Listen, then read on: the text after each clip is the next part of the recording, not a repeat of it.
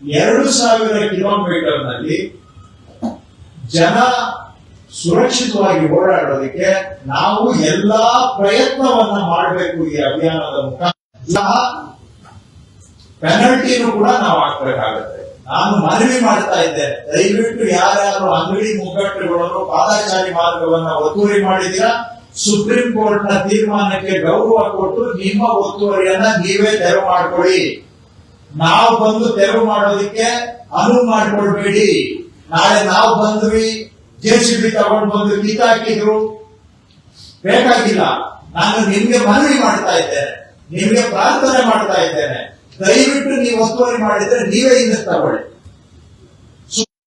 ಅದ್ರ ಮೇಲೆ ನಾವು ಪೆನಲ್ಟಿ ಹೆಚ್ಚಿನ ದುಬಾರಿ ಪೆನಲ್ಟಿಯನ್ನು ಹಾಕಬೇಕು ಅಂತ ನಾನು ಸೂಚನೆ ಕೊಟ್ಟಿದ್ದೇನೆ. ನಾನೇ ಕೊಟ್ಟಿದ್ದೆ, ಇದು ನಾನೇ ಸೂಚನೆ ಕೊಟ್ಟಿದ್ದೇನೆ. ಬೇರೆಯವ್ರದ್ದು ಬ್ಲೇಮ್ ಇನ್ನೊಬ್ಬರ ಮೇಲೆ ಹಾಕೋದು ಬೇಡ.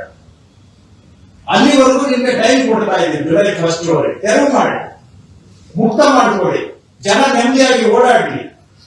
ಬೆಂಗಳೂರಿನಲ್ಲಿ ವರ್ಷಕ್ಕೆ 1000 ಜನ ಆಕ್ಸಿಡೆಂಟ್ ಸಾಯ್ತಾರೆ.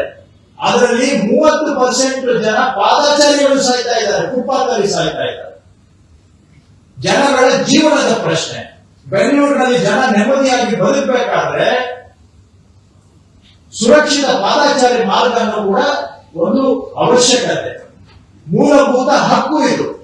ಸೊ ಹಾಗಾಗಿ ನಾನು ಮನವಿ ಮಾಡು, ಅಲ್ಲಿ ಎಕ್ಸಿಬಿಟ್ ಅಂದ್ರೆ ನಿಮ್ಮ ಐಟಮ್ಸ್ ಅನ್ನ ಡಿಸ್ಪ್ಲೇ ಮಾಡೋದು ಅಷ್ಟೇ ಎನ್ಕ್ರೋಚ್ಮೆಂಟ್ ಅಲ್ಲ. ನೀವು ಪಾದಚಾರಿ ಮಾರ್ಗದಲ್ಲಿ ಜನ ಓಡಾಡೋದಕ್ಕೆ ಅಡ್ಡ ಬೋರ್ಡ್ಗಳನ್ನ ಇಟ್ಟರು, ನಿಮ್ಮ ಅಡ್ವರ್ಟೈಸ್ಮೆಂಟ್ ಬೋರ್ಡ್ ಇಟ್ಟರು ಕೂಡ ಅದು ಅಡಚಣೆನೆ. ಅದಕ್ಕೂ ನಿಮ್ಗೆ ಪೆನಲ್ಟಿ ಹಾಕ್ಬೇಕಾಗುತ್ತೆ. ಯಾಕಂದ್ರೆ ವಯಸ್ಸಾದವರು ಓಡಾಡುವಾಗ ನೀವು ಇಟ್ಟಿರುವಂತ ಬೋರ್ಡ್ಗಳನ್ನ ತಪ್ಪಿಸ್ಕೊಂಡು ಓಡಾಡಬೇಕು ಅಂದ್ರೆ ವಯಸ್ಸಾದವ್ರ ಕಷ್ಟ ಏನು ಅನ್ನೋದು ಅವ್ರಿಗೆ ಗೊತ್ತು, ನಿಮ್ಗೆ ಗೊತ್ತಾಗದಿಲ್ಲ.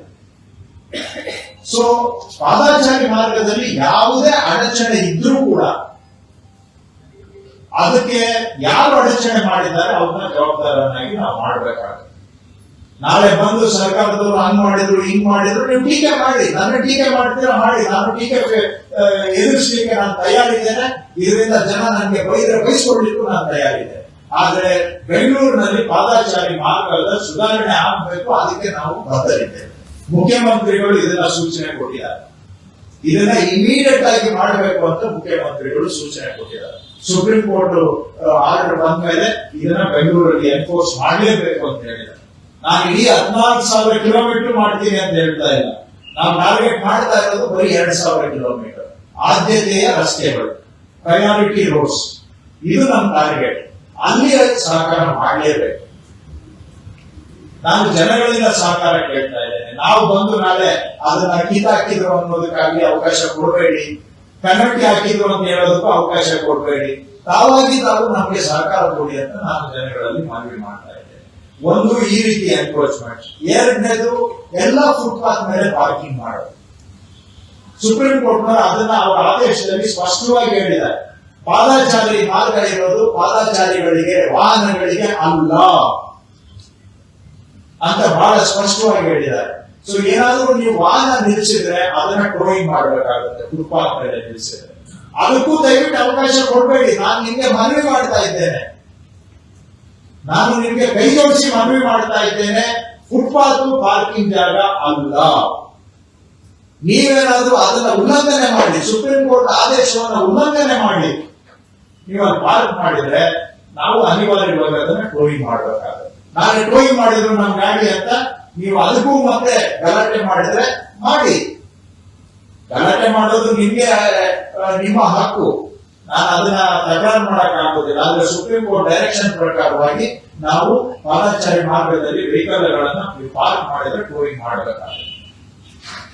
ಅದರಿಂದ ನನ್ನ ಪಾಪ್ಯುಲಾರಿಟಿ ಕಡಿಮೆ ಆಗ್ಬೋದು, ನಾವು ಫೇಸ್ ಮಾಡಕ್ ತಯಾರಿದೆ. ನಾವು ಕೇಳ್ತಾ ಇರೋದು ಬೆಂಗಳೂರಿನ 1.5 ಕೋಟಿ ಜನಗಳ ಹಿತಕ್ಕೆ ಕೇಳ್ತಾ ಇದ್ದೀವಿ ಬಿಟ್ರೆ ನಮ್ದು ಯಾವ್ದು ಸ್ವಾಗತ ಇಲ್ಲ. ಇದೆಲ್ಲ ನಾವು ಮಾಡದೇ ಇದ್ರೆ ನಾವು ಆರಾಮಾಗಿರ್ಬೋದು. ಜನಗಳಿಂದ ಕೆಲವರು ಬೈದರೆ ಬಯಸ್ಕೊಳ್ಳೋದನ್ನು ತಪ್ಪಿಸ್ಕೋಬಹುದು, ಆದ್ರೆ ಬಯಸ್ಕೊಂಡ್ರು ಪರವಾಗಿಲ್ಲ. ಇದು ನಮ್ಮ ಕರ್ತವ್ಯ. ಬೆಂಗಳೂರಿನಲ್ಲಿ ಸುಧಾರಣೆ ಆಗ್ಬೇಕು. ಆ ದೃಷ್ಟಿಯಿಂದ ನಾವು ಇದನ್ನ ಮಾಡಲಿಕ್ಕೆ ಹೊರಟಿದ್ದೇವೆ.